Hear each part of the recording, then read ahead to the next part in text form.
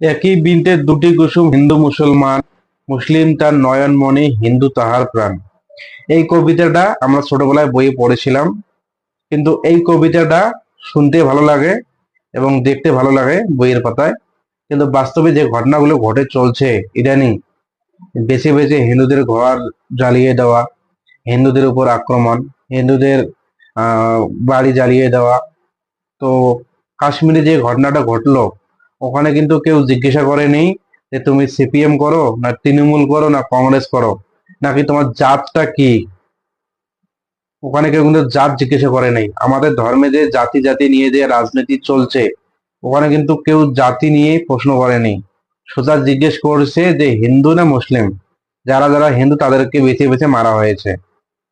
তো এখন ভাবা উচিত হিন্দুদের যে তারা একত্রিত হবে, নাকি ওই ভাগ বাটোয়ারা হয়ে মারা মারা যাবে না মার খাবে। আমি মনে করি এখন জাতি জাতি নিয়ে আমাদের মধ্যে বিভেদ না করে সবাই একত্রিত হন। একটাই আমাদের ধর্ম, সেটা হচ্ছে আমরা হিন্দু। তো এখন ভাবা উচিত হিন্দুদের। হিন্দুরা একটু ভাবুন আপনারা। না ভাবলে পরবর্তীতে কি সময় আসছে এখন থেকেই বুঝে নিন। নমস্কার।